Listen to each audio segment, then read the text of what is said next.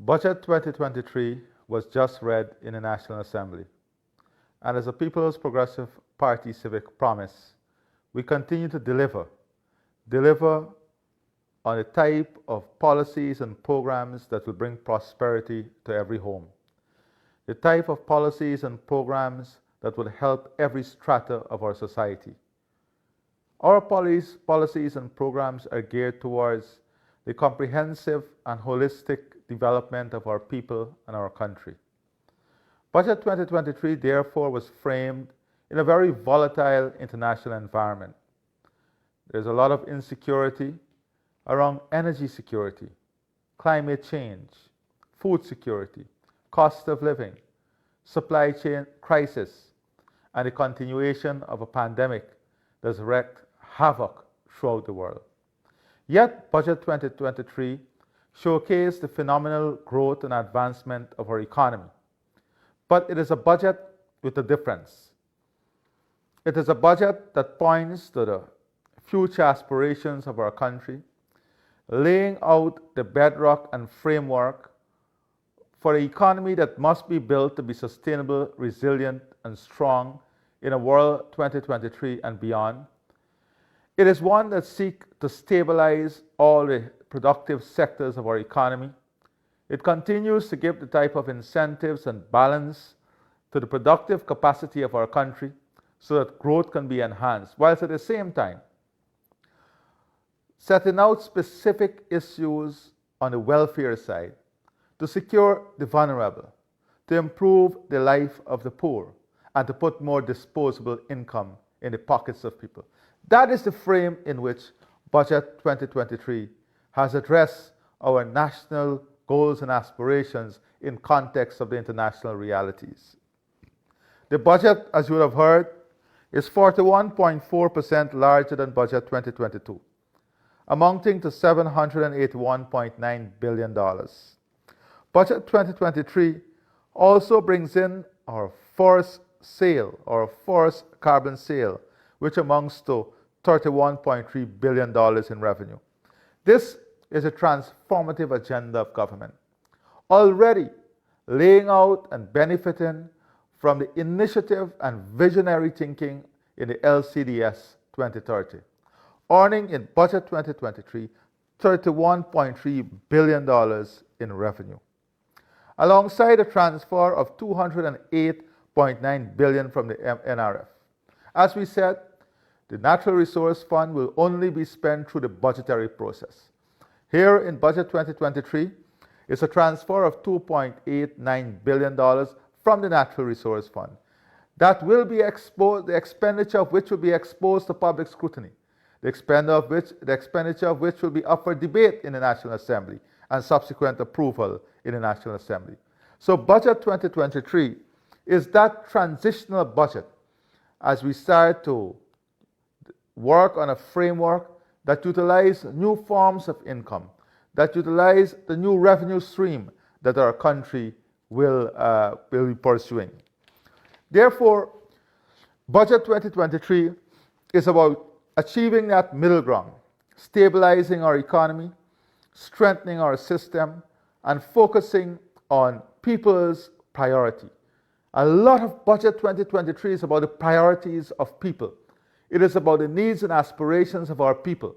It is about the development of our community. It is about the aspirations and priorities of our community. It is focused on those nagging community-related problems that we must address. These community problems must be addressed if we are to bring the type of improvement in living conditions, livelihood, and an ability of our people to live a fruitful and better life. As we promised in our manifesto, the 5 years will be focused on ensuring our people have the best access to health care, education, water, social services, roads, infrastructure, and Budget 2023 is bringing all of that together in the realization of the goal we set ourselves in the manifesto. So my dear fellow Guyanese, if we are to take a quick look at some of the measures in Budget 2023, we will see the direct relationship between the policy measures and the improvement of the people of our country. Since we came into office, we have been continuously addressing salaries. At the end of last year, I announced some specific announcement of salaries for public servants, nurses, and joint services, men and women in uniform. Those salaries saw increases of close to 100% in some category, now making the salaries in those sectors very, very competitive. To further assist the general population in relation to salaries, we have come up with some incentives. But the adjustment we made to the 5,000 health workers alone and the 9,000 members of the disciplinary forces, that adjustment will cost us $3 billion in 2023. That is $3 billion of additional money in the pockets of healthcare workers and men and women in uniform. As I promised, this will take effect from January of this year, and Budget 2023 provides $3 billion of investment directly for this. To address the issue of the general population and their salaries, we have continuously been addressing the threshold to ensure more disposable income in the pockets of people. So in Budget 2023, we have further increased the threshold from $75,000 to $85,000. The threshold has been increased once more from $75,000 to $85,000. This will release an additional $3.3 billion of disposable income in pockets of our workers.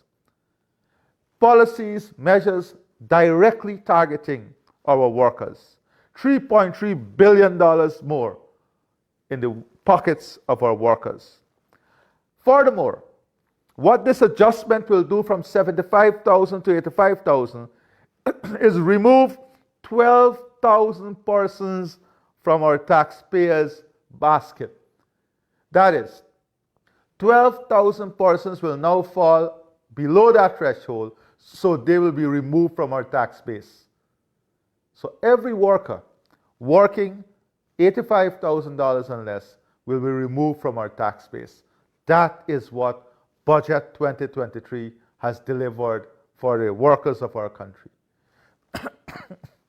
Importantly, when we return to office, we promise that we're going to do all that we can to keep our children in school, keep them healthy and strong, and to give them more benefits. The last government, as you recall, removed the Because We Care grant. They removed the benefit to our children. Since we came back, we have reinstituted that Because We Care grant to $25,000. However, in Budget 2023, we are moving that Because We Care grant from $25,000 to $35,000. That is an increase of $10,000. This increase, moving it from $25,000 to $35,000, will benefit over 214,000 school children in public and private schools.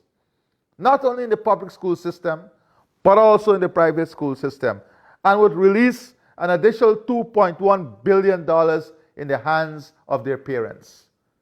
This is what Budget 2023 do. Delivering again to our children, delivering again to our parents, delivering again to the education system. As we move on, Budget 2023, as I said, is cast in very difficult circumstances. At a time when the energy price globally is going up, when the price for food is going up globally, when supplies are uncertain. So Budget 2023 take into consideration specific cost of living measures.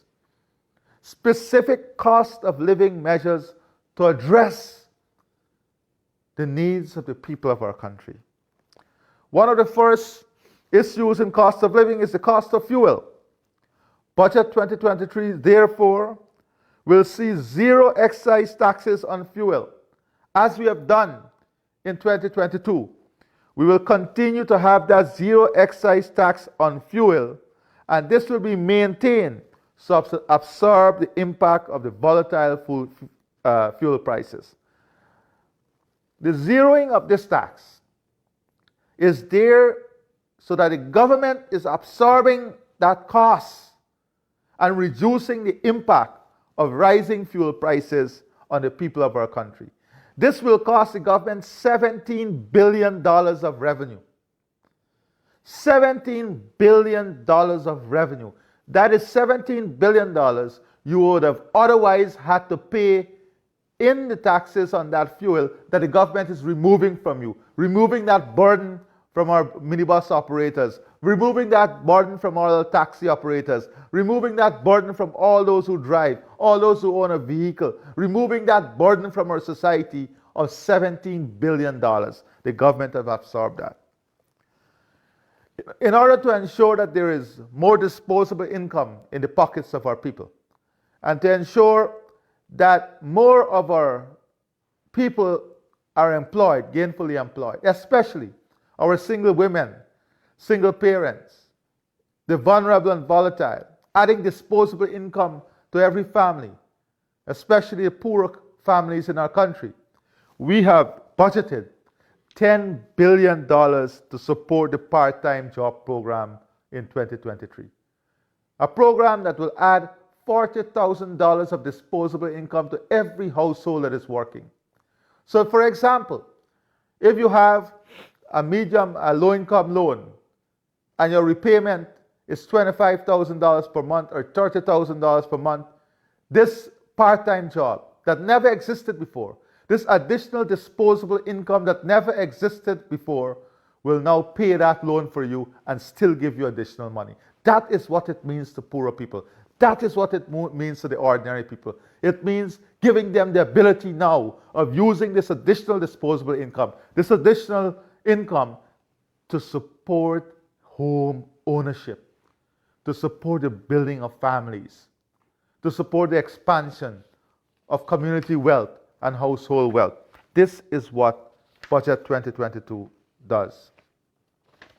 In addition to this, during the course of the year, we are sure, and we have planned for this, based on what is happening globally, we will have to take steps and measures to further cushion the cost of living scenario that we are faced with. As a result, we have budgeted an additional $5 billion, $5 billion to cushion any foreseen issues surrounding cost of living, so that we will be able to reduce the impact of rising costs globally on the people of our country. It is important in our society that we support the weak and the vulnerable, those who are in need.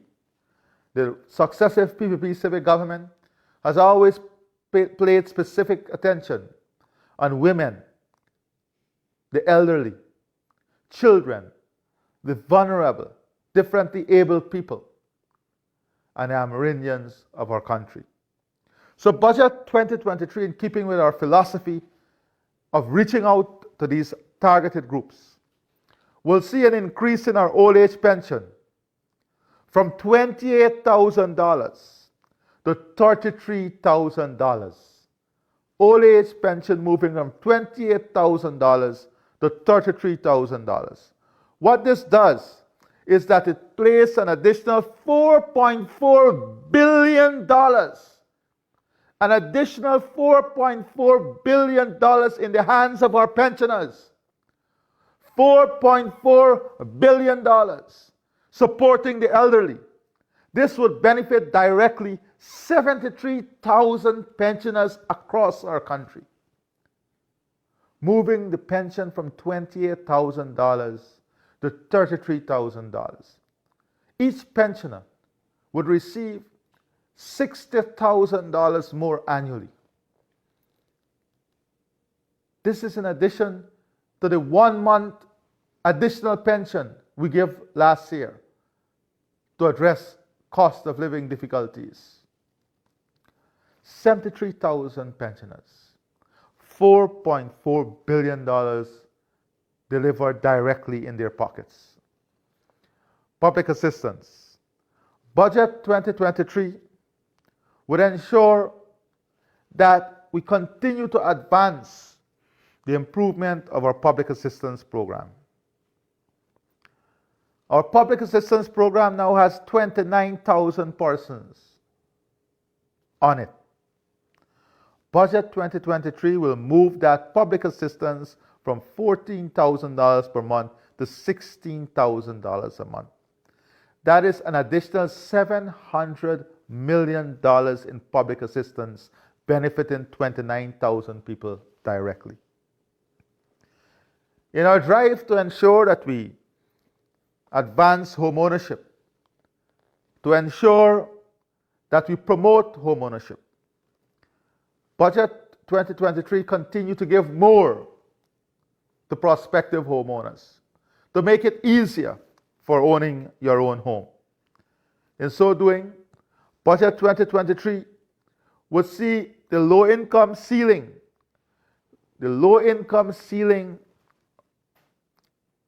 for loans for the housing sector increasing from $15 million to $20 million. So a young professional now would have the ability to borrow within that low-income ceiling, moving from $15 million to $20 million at low interest costs. At a low-income interest costs. That will see the cost of borrowing going down. As the cost of borrowing goes down, you're going to benefit directly with more resources in your pocket. You'll be better able to service your loan. It reduces the burden and the risk, making home ownership easier for every Guyanese. In addition, Budget 2022 will see the removal of 14% VAT with respect to the sale of residential properties, which would further reduce the burden of home ownership and the cost of home ownership. We're now removing the 14% VAT on the sale of residential buildings, residential homes, properties. So if you have a building for $10 million, that is $1.4 million you'll be saving. $1.4 million you'll be saving. That is what the impact is. Making home ownership easier, reducing the costs. On a $10 million home, saving $1.4 million. As we continue to work on specific measures to promote a greening economy and to start the process of transitioning, we recognize the value of electric motor vehicles. In keeping with the low carbon development strategy pathway, therefore, and to incentivize the transition to lower emission vehicle, in Budget 2023, we will remove the currently applicable 14% VAT on all electric motor vehicles, not hybrid or any power rating. All EV vehicles will see the removal of the 14% tax. This will not only work on reducing the cost of vehicle and making the transition easier and cheaper, but more importantly, it reduces that capital cost. Now, in order to help the larger companies and the corporation to migrate to EV vehicle, which they will eventually have to do, Budget 2022 gives specific incentives to them. By placing a measure that will increase in the writing down allowance applicable to all electric motor vehicles to 50% annually in support of businesses' investment decision to switch to more environmentally friendly vehicles. So what this does is that it increases the write-down allowance applicable to EVs by 50%, giving a specific incentive to companies, corporations, and businesses that wishes to switch to EV vehicles. As promised, we want to make life easier for every Guyanese. We want every Guyanese to live a higher quality life and a better quality life. In today's modern society, home ownership and vehicle ownership are part of that quality life. We do not consider the purchase of vehicles, especially below a certain cc, 1500 cc, a luxury. We believe that in this society we are building, ownership of a vehicle 1500 cc and less is more of a necessity. Therefore, in relation to the importation of new motor vehicles below 1500 cc, government will reduce the duty of 45% to 35%. A 10% reduction in the duty of vehicles 1500 cc and less, directly helping our young people, those who wish to purchase vehicles for the first time. This will see at a minimum, a reduction of more than $200,000 in the cost of a vehicle. In relation to used vehicles, 1500 cc and below, the government will replace the current tax rate. So there's a current tax rate that is calculated on vehicles 4 years and older. And that current tax rate most times is above, when you calculate the tax rate, is most time above $1 million. We are now going to replace that current tax rate that they calculate on vehicles 1500 cc and below with a flat rate of $800,000. That is saving you at a minimum $300,000 on every vehicle. At a minimum. So that tax rate has been replaced with a flat rate of $800,000, saving every single Guyanese who want to acquire that vehicle at a minimum of $300,000. These are direct measures that will support the upliftment of our people, making home ownership, vehicle ownership easier. That will graduate our people to a higher quality and standard of life. Budget 2023 therefore continues to deliver on the strong, people-centered nature of the People's Progressive Party civic government. As I said, Budget 2023 is focused on advancing the welfare and well-being of our people. Therefore, in Budget 2023, we have invested $84.9 billion in our healthcare sector. $84.9 billion in our healthcare sector. From this $84.9 billion of investment in our healthcare sector, $13.1 billion is to build world-class infrastructure facility, world-class hospitals, 4 level 5 hospitals that will be comparable with anything globally, and regional hospitals and hubs, health clinics to support this hospital. This includes, of course, the maternal and pediatric hospital, the 6 regional hospitals to decentralize our modern healthcare system. $1.8 billion will be spent to expand, reconstruct, and rehabilitate the Georgetown, New Amsterdam, and Linden Hospital. $830 million to complete design for and commencement construction of the Bartica Regional Hospital, and $1 billion to retrofit and upgrade health centers, health posts, and other facilities across the country. We are not only concerned about the huge infrastructure, the big hospitals and regional health hospitals, but we are concerned about the community health hub, the community health centers. Those are important in delivering at every level. Therefore, our investment would also see tremendous transformation at the community level. Investing in health services training facility, more than $620 million, to ensure that our healthcare workers are trained adequately, to ensure that they have the right training and the right skill set. $237 million to upgrade hospitals and labs in the riverine and hinterland areas especially. $2.5 billion for the purchase of medical and non-medical equipment.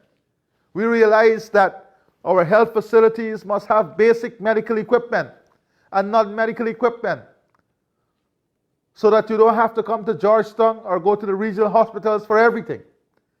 So we're investing in outfitting all these facilities. The training of our health professionals and health workers is critical.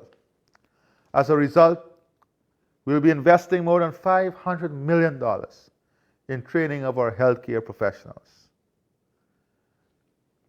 Education program in non-communicable disease, including mental health, is important.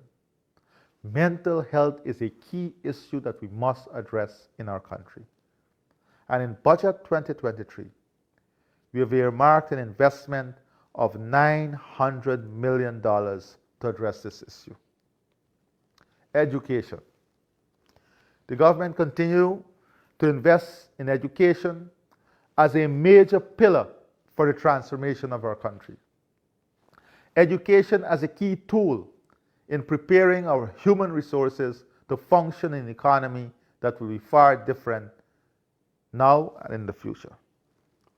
As a result, in Budget 2023, we have earmarked $94.4 billion to be invested in this sector. $12.4 billion to improve our infrastructure, schools, learning centers, $12.4 billion.